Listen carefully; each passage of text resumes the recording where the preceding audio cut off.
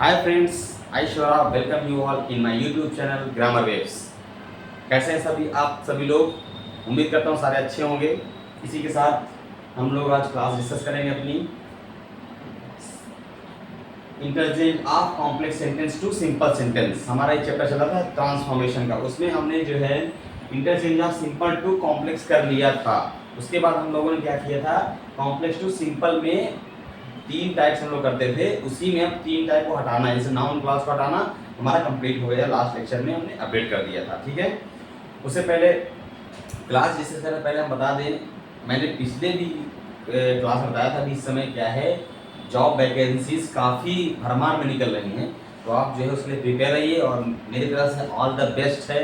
And English grammar के लिए join करिए ग्रामर वेव्स एंड चैनल को सब्सक्राइब करते रहिए, शेयर करते रहिए और पढ़ाई अपनी जारी रखिए। वैकेंसी जो है इस समय खूब निकल रही हैं, हर पोस्ट में है, हर विभाग में निकल रही है, ऑर्गेनाइजेशन निकल रही हैं। Accordingly be prepare and be physically and mentally prepare for next exam. And आप हमेशा प्रिपेयर रहिए। जब अगर आप तैयारी कर रहे हैं, एस्पिरेंट है, तो आप कभी भी जो है, कभी भी आपको एग्जाम आ जाए तो आप बिल्कुल रेडी। ठीक है, चलिए तो इसी के साथ टाइम वेस्ट ना करते हुए हम लोग रिमूवल ऑफ एडजेक्टिव क्लॉज क्या होता है, कैसे काम करता है, ये सब हम देखेंगे। सारा कुछ डिस्कस कर दिया मैंने कि सिंपल में क्या है, एक फिनिट वर्ब होती है एंड कॉम्प्लेक्स में क्या है, एक से अधिक फिनिट वर्ब्स हो सकती हैं, होती हैं। ठीक है, तो नाउ चैप्टर हमारा क्या कहता है कि बाय रिमूविंग एडजेक्टिव क्लॉज। अब क्या है, वही सिंपल जैसे हमने लगाया था वैसे हमको हटाना है अभी। तो कॉम्प्लेक्स सेंटेंस जिसमें एडजेक्टिव क्लॉज हो, क्या हो, कॉम्प्लेक्स सेंटेंस जिसमें एडजेक्टिव क्लॉज हो, अगर उसको हम सिंपल सेंटेंस में बदलते हैं तो उसके बदलते समय एडजेक्टिव या एडजेक्टिव फ्रेज क्या करेंगे, उसको बदलते समय एडजेक्टिव क्लॉज को क्या कर देंगे, एडजेक्टिव या एडजेक्टिव फ्रेज या प्रेजेंट पार्टिसिपल, किससे किसमें, या तो हम बदलते समय क्या कर देंगे, एडजेक्टिव में चेंज कर देंगे नॉर्मल, या तो एडजेक्टिव फ्रेज में चेंज कर देंगे। ठीक है, या तो हम क्या करेंगे, प्रेजेंट पार्टिसिपल में कर देंगे। किसमें चेंज कर देंगे, प्रेजेंट पार्टिसिपल में चेंज कर देंगे। एंड या तो हम क्या करेंगे, उस एडजेक्टिव क्लॉज को पास्ट पार्टिसिपल में चेंज कर देंगे। किससे चेंज कर सकते हैं, पास्ट पार्टिसिपल में चेंज कर सकते हैं। या हम जो है उसको जो है जिरेंडियल इंफिनिटिव्स, क्या, जिरेंडियल इंफिनिटिव्स में चेंज कर सकते हैं। में चेंज करके जो है इसका प्रयोग किया जाता है। क्या कि अगर एडजेक्टिव क्लॉज हो तो उसको सिंपल सेंटेंस में बदलते समय adjective, adjective phrase, present participle, past participle, gender infinitive का प्रयोग किया जाता है। इसके द्वारा हम इनका प्रयोग करके उसको जो हम एडजेक्टिव क्लॉज को एडजेक्टिव या एडजेक्टिव फ्रेज बदल लेते हैं। अंडरस्टूड? चलिए, बेस्ट है कि हम जो है थोड़ा सा अभी एग्जांपल समझेंगे। थोड़ा तबीयत सही नहीं है और समय भी कम मिल रहा है, इसलिए वीडियो काफ़ी टाइम में अपलोड किए, 10वां दिन है मेरा वीडियो अपलोड करने, उसके लिए क्षमा चाहता हूँ, लेकिन कंटिन्यू कोशिश करता हूँ, लेकिन समय ना मिलने की वजह से वीडियो अपलोड नहीं हो पा रहा था। चलिए, आज वीडियो अपलोड करते हुए कंटिन्यू रखने की कोशिश करेंगे। एग्जाम्पल से हम बात करें तो एग्जाम्पल जैसे हम देखें, ध्यान से बिल्कुल सिंपल एग्जाम्पल से एंड बिल्कुल आपको आराम समझ में आ जाएगा। नंबर एग्जाम्पल बात करें, हम लिखते हैं यहाँ पर, the freedom fighter died in the village, the freedom fighter died in the village where he was born, where he was born। एक सेकंड कॉल आ रही है,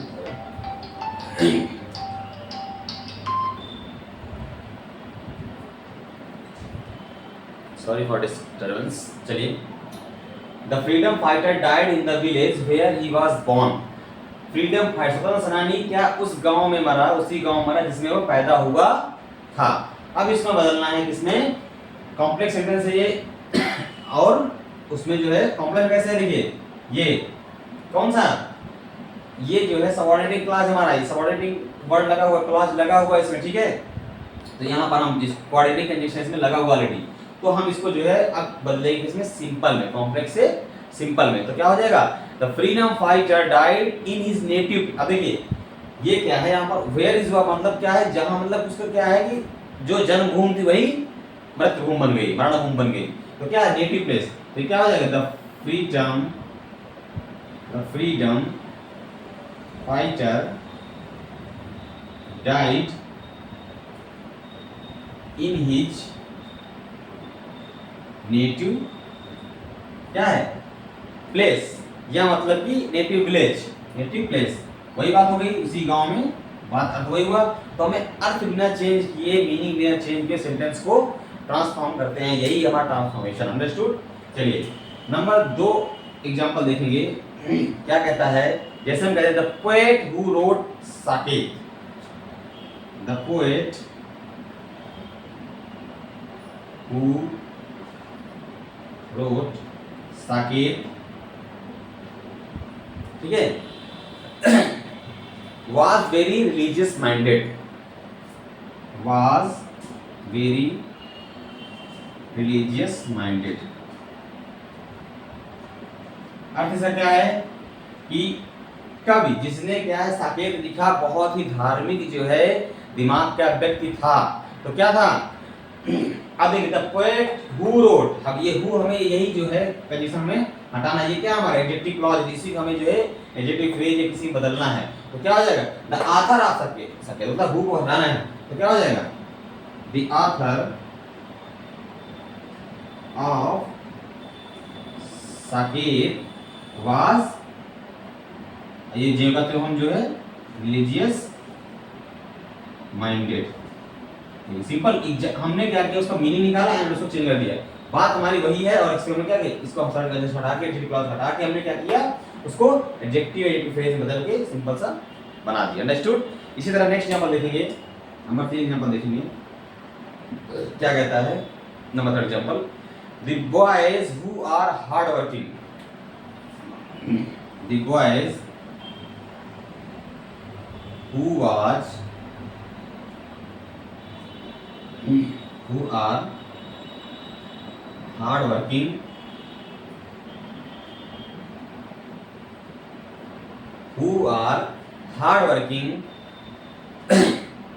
and intelligent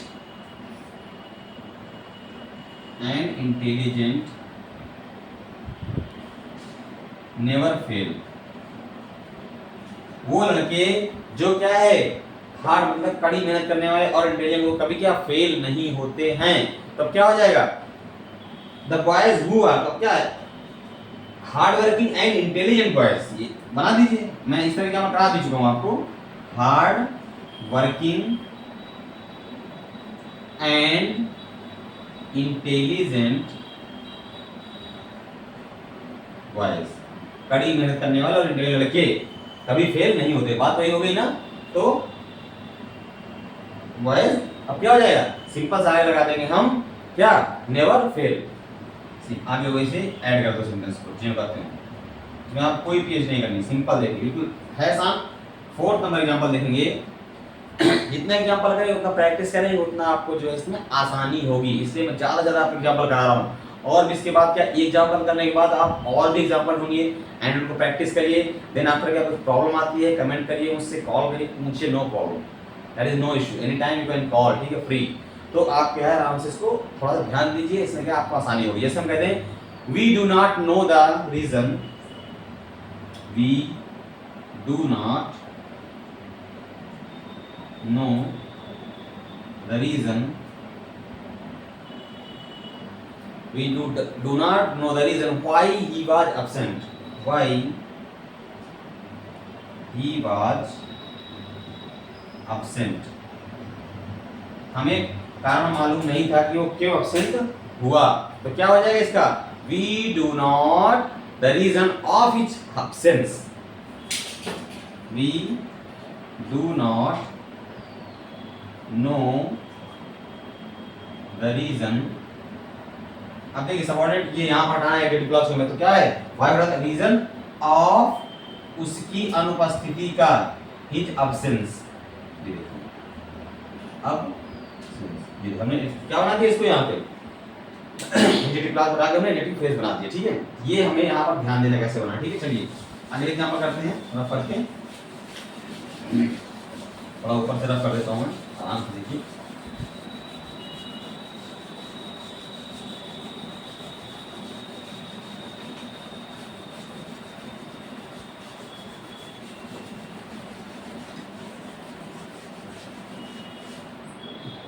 नंबर 5 में एग्जांपल है जिसे हम कहते हैं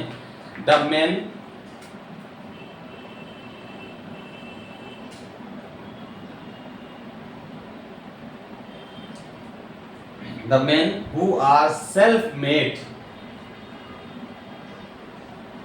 who are self-made, the men who are self-made are always respected, are always respected, ठीक है। तो who are self made, अब इसको हमें क्या करना है, चेंज करना है। तो क्या है, सेल्फ मेड आर, क्या हो जाएगा, self made men are always respected है। कितना सिंपल है। आपको जो है सिर्फ ध्यान देना है, हमें ये हटाना है, इसको एडिट क्लास हटाना है, ठीक है। तो ये क्या सिंपल हमने ऐड कर दिया, आसान है।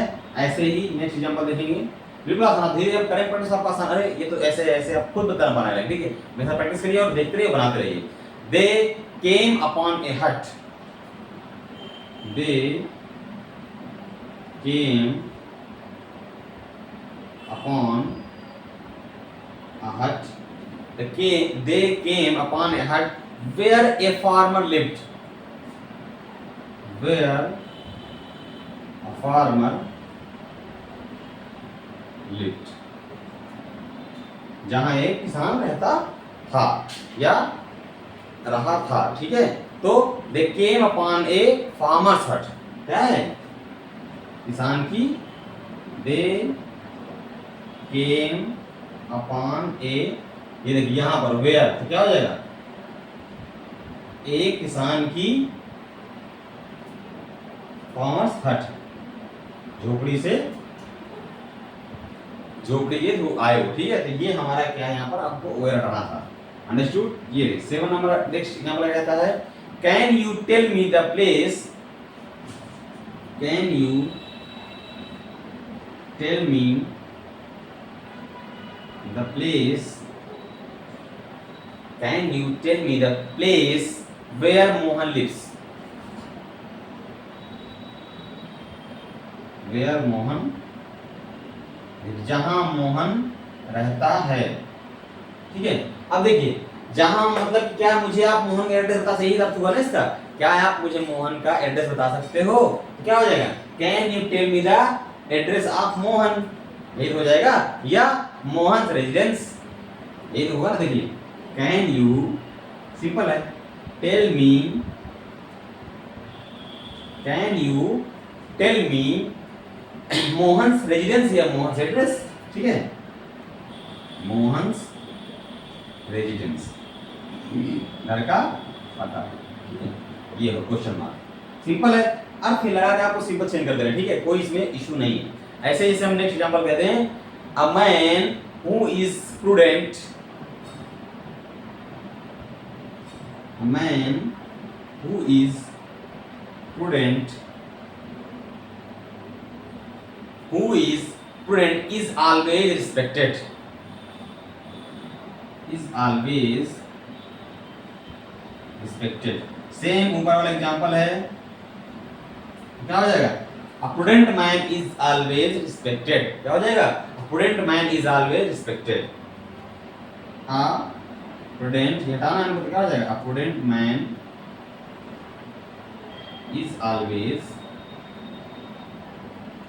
ये हमको चेंज करना, ठीक है, always respected। नेक्स्ट नंबर है जिसे हम कहते हैं he tells a tale that he tells a tale that he tells a tale that sounds untrue, sounds, उसने जो कहानी सुनाई क्या है वो झूठी लगती है, अनट्रू असत्य लगती है, ठीक है। तो क्या है अनट्रू बता दिया, मतलब क्या है he tells an untrue tale, क्या है he tells an untrue tale, he tells an untrue मतलब उसे झूठी कहानी, वो झूठी कहानी बताता है, he tells an untrue tale. Simple है, हमें क्या है दैट साउंड्स अनट्रू, ये हमें क्या है एडजेक्टिव क्लास में चेंज करना है, तो इसी के अकॉर्डिंग हम लोग चेंज करेंगे। 10 नंबर एग्जांपल है जिसे हम कहते हैं all that science is not gold, all that science, all that science is not gold, जो चीज चमकती है वो क्या सोना नहीं होती है, इज नॉट गोल्ड, अंडरस्टूड। तो क्या है every shining thing is not gold, क्या हो जाएगा सर एवरी शाइनिंग, हर चमकती हुई चीज इज नॉट गोल्ड, सोना नहीं होती, अंडरस्टूड। ये हो गया आपका एग्जांपल नंबर 10, ठीक है। इस तरह से हम जो है कॉम्प्लेक्स से सिंपल में बदल देते हैं by removing of adjective clause, ठीक है। छोटी छोटी सी बातें हैं, बारीकियां, वो आपको ध्यान रखनी है बस, और आपके एग्जांपल खुद आप मीनिंग जब आप प्रैक्टिस करेंगे यदि से तुरंत तक से आप बदल देंगे इसको, ठीक है। कोई इसमें इशू नहीं है, आराम से, और बाकी कुछ प्रॉब्लम्स है तो उसके लिए हम हमेशा आपके साथ खड़े हैं, ठीक है। एक एग्जांपल और करिए, उसके बाद आज का लेक्चर खत्म करते हैं एंड मिलेंगे नेक्स्ट लेक्चर में, जिससे और एग्जांपल देखेंगे। तो 11 नंबर देखिए,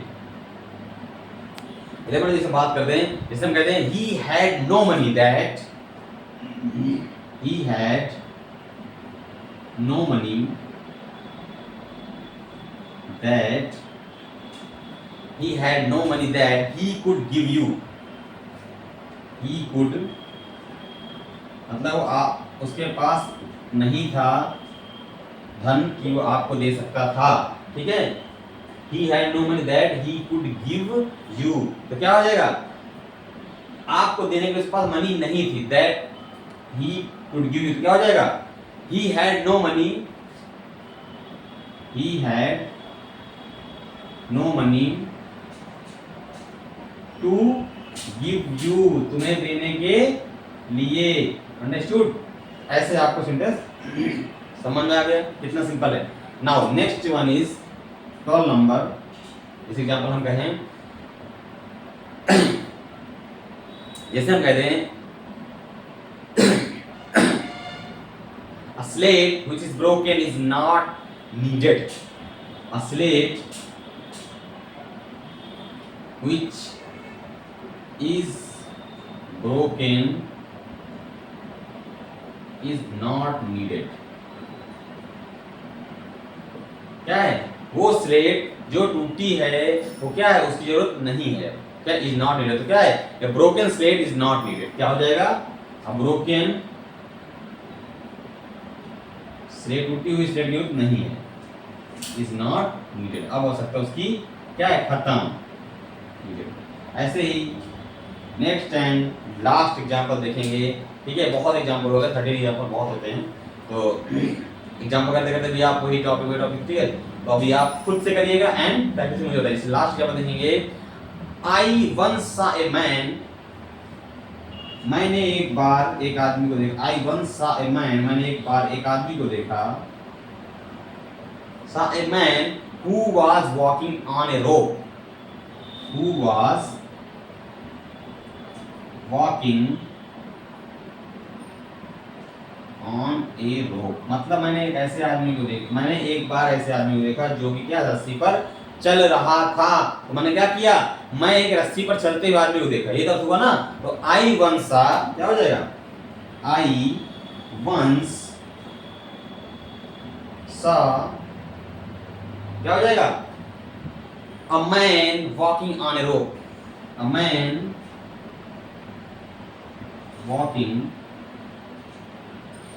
ऑन अ, वेरी सिंपल, ठीक है। इस तरह से हम जो है कॉम्प्लेक्स सिंपल बता by removing of adjective clause in changing in adjective phrase present participle, ठीक है, जिरेंडल इन्फिनिटिव्स, अंडरस्टूड। ये 30 एग्जांपल आप मैंने ऐसे सब जो है कवर कर दिए, ठीक है।